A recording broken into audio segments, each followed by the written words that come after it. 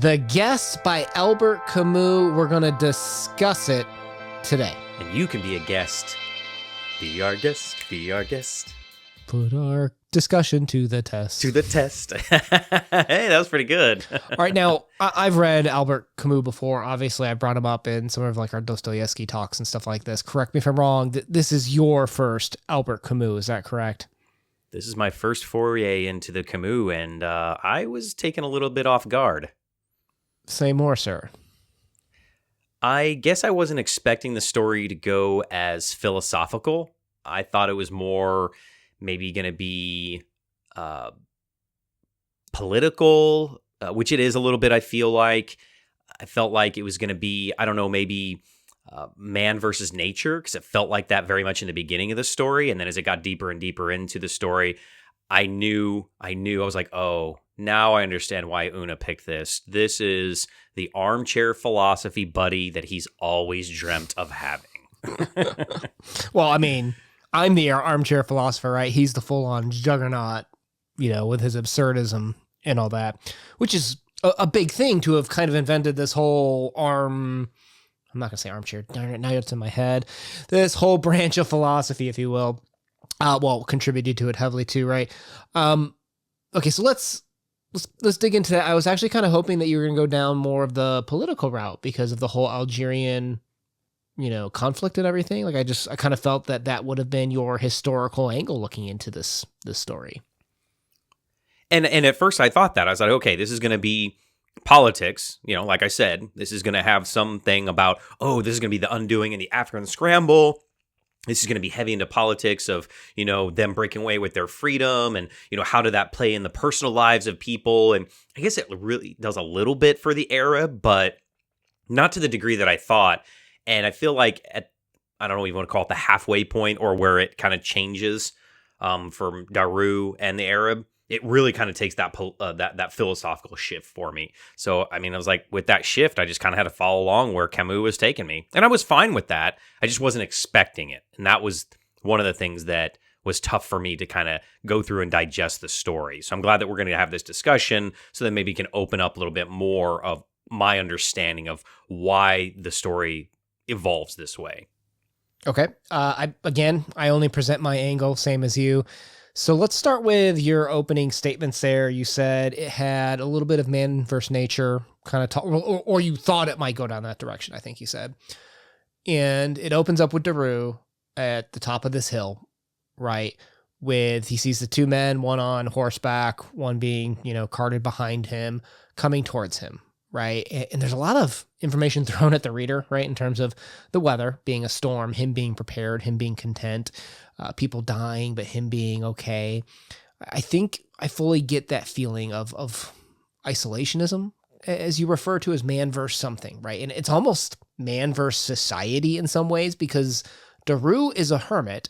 He's literally on this hill by himself, and like man has to come up the hill to him. Man has to come to him in a sense is, I guess, the way I'm like looking at this story when it first opens. And he's self-sufficient, he's got the fire, he's got the food, and he is the one that has everything. And yeah, he is isolated by himself. And I thought, okay, are these like refugees coming to him from the other country? And, he's letting them in. So is it that kind of angle of the story? Where is this going to go with? Because he has everything and they have nothing. Is this going to be a power play move for him? Where is this going with? And Daru seems content as well, that he's happy with his life. He's kind of, I don't know, I feel like he's glad that the students are coming there because he's a teacher, right? So he's happy that the students aren't there and he doesn't have to worry about it and he doesn't have to deal with their parents. It's kind of strange of his situation and how he views the outside world, right? Because he's looking from within out towards them as they're making their way to his classroom/house. I'm kind of laughing a little bit at that comment. Doesn't have to deal with their parents. That was such an ex-teacher comment right there. Fair.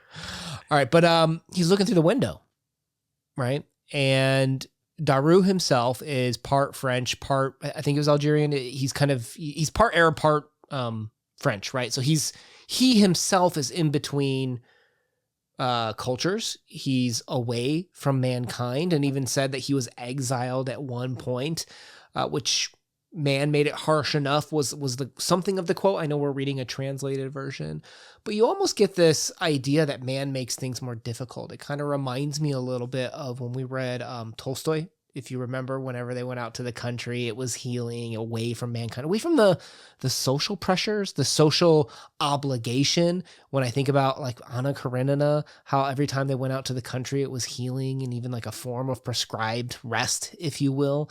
You get a little bit of sense of that. And then I think it's kind of reinforced because if you remember when the police officer and the Arab do arrive, like the Arab's like, he's quiet, he's not resisting, but he's like looking out the window, and like usually windows, to your earlier point, it's a view into the world, but it also times represents change. It represents an alternate view, but that's almost like counterintuitive because that doesn't seem to be like what he wants. Like he seems to be content with the situation rather than like fighting it, if you will. Agreed. And this is where it takes that first shift a little bit into the politics of that you have this harsh climate literally representing, I think, the harsh political climate between the two countries.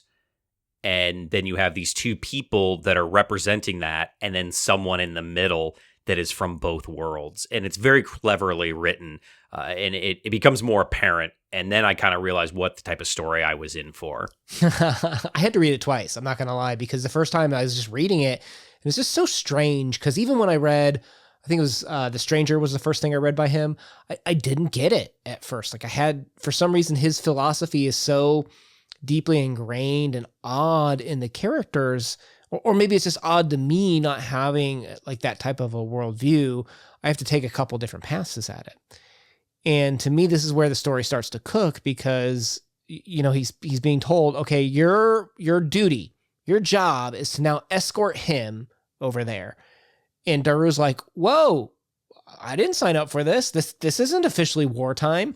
And you know, the argument is like, well, in wartime, people pick up all types of tasks. It doesn't matter. The order is there for you. You have to do it. And it's like something he never stepped into. He never agreed to be a part of this order that could put obligations on him. He's the exiled man. So to me, when I read this, it's how can society put obligations on a man, and can a man truly remain free of obligations, of morality, of duty imposed upon him by external forces? Yeah, and I think that there's a lot of complicated components coming together here before we move into the philosophy of the political component of France versus Algeria, the political landscape, lots of turmoil, and this story of these men is that backdrop. And to me, it was clearly referencing the freedom of one individual and how during wartime that, I don't want to sound insensitive, but everybody kind of loses their freedom. The people that are forced to fight and the people that, you know, maybe are being attacked, obviously losing your life is a lot worse, but everybody suffers, right? There's no winners in war, as many people have said. And I think that's where it starts to kind of lean towards the philosophical part of this story as we move away from the revolution of Algeria gaining its independence from France and move into how does that affect a person when a revolution takes place? People lose their lives. People are fighting for their literal freedom to make choices in their life. I mean, we've heard it before, right? Like if we look at, I mean, that was something that was always fascinating me, was the moral implications that people can suspend in war too. You said everybody suffers, and some people almost put aside certain things in order to endure the situation, or maybe even revel in the opportunity. And when I say that, we think about these times like World War II, and you hear the trials, and you hear about people saying it was just doing my job and stuff like that. And it's like, well, was it really? Like, did we really understand the moral implications of what we were doing? And the answer is always yes.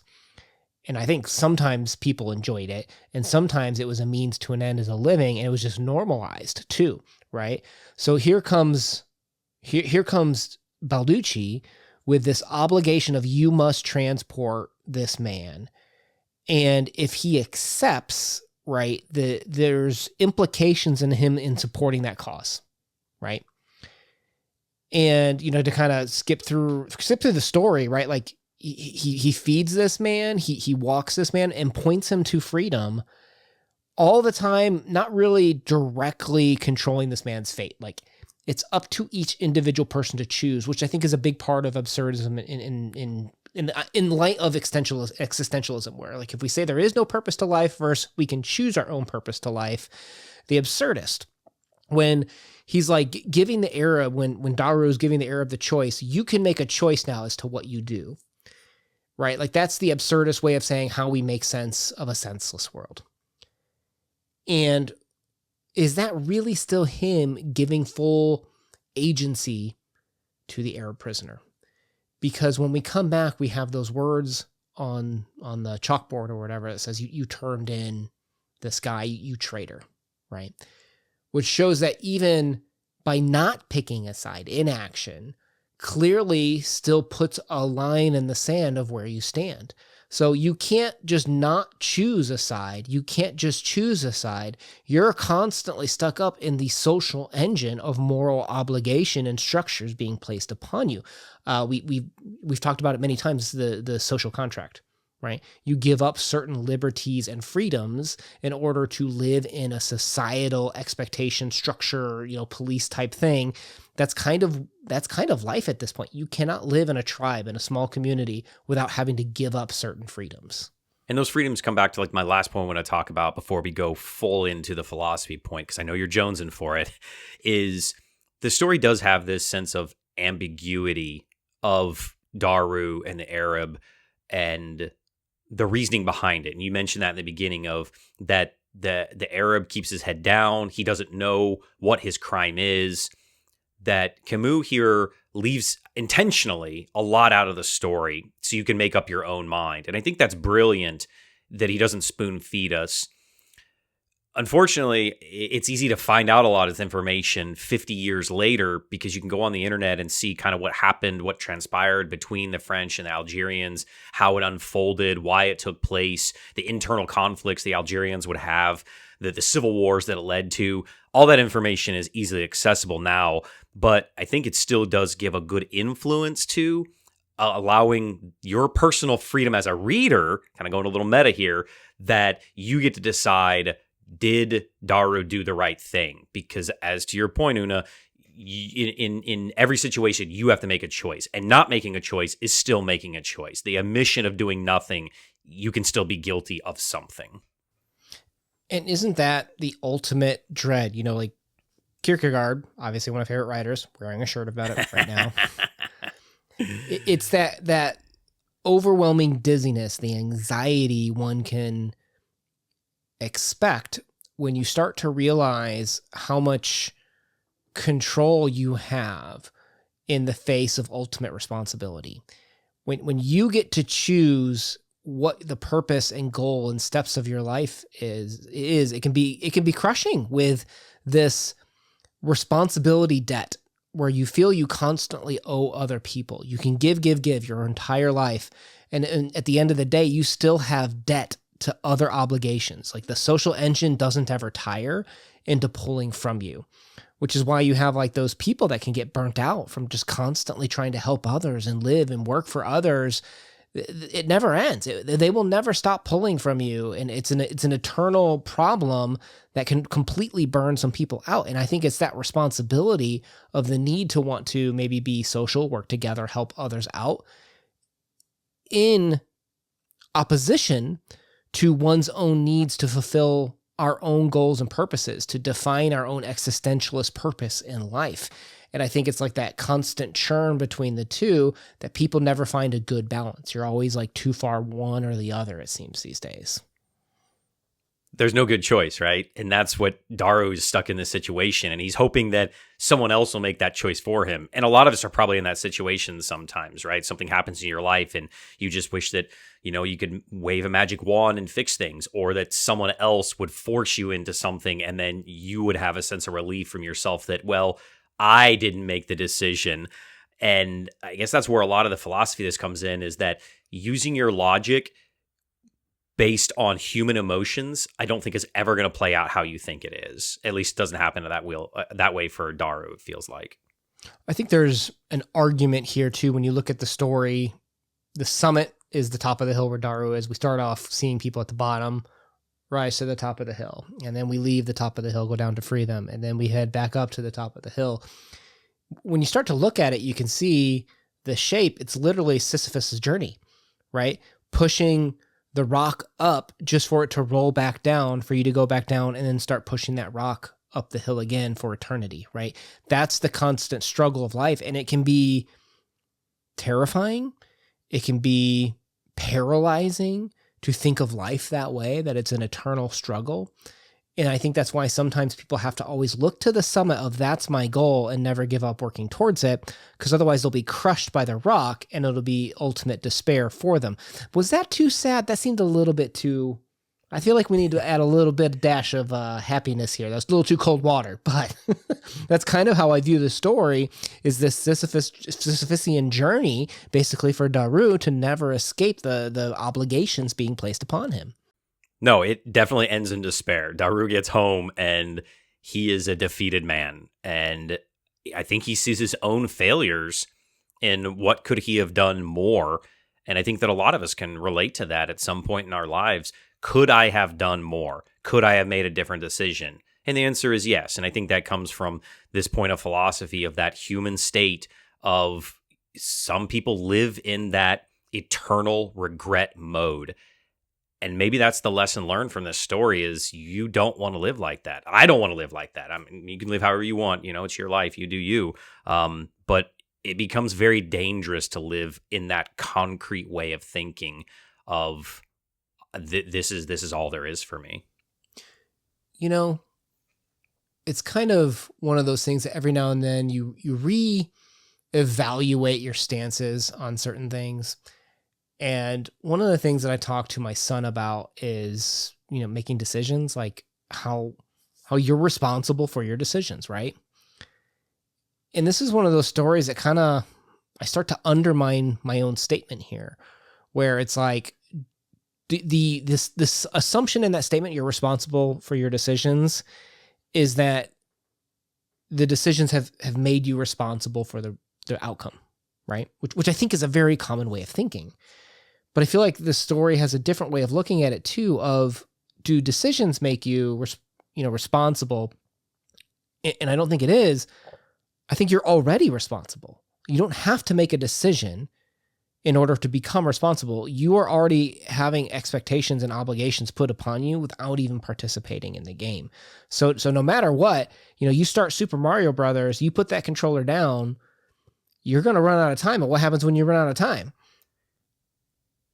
You die. It's game over, right? Like game over. There is no decision to be made to become responsible. You're already responsible. And I think that's an important thing to think about is, okay, I'm responsible. Where am I pushing this rock today? And that might not seem like the greatest outlook, but it's better than just sitting there and not doing anything. The last thing I'll say that I took away from this on a philosophical standpoint is you're going to make a decision, and no matter what that is that somebody's going to pass judgment on you. And you're probably not going to like it some of the time, and maybe you'll be okay with it other times. You have to be okay with your own decisions. And we have that social contract, but you still have to be able to be happy with the choices you've made. Or not made. Dun, dun, dun. Oh, got me. All right, guys, let us know in the comments down below. Obviously, we did not explore the political, historical angle as much as the philosophical, but that's just where we are today. Let us know what you think of Camus and his writings. What did you enjoy most from the story? Looking forward to hearing from you in the comments. My name has been Una. Thank you for spending time with us today.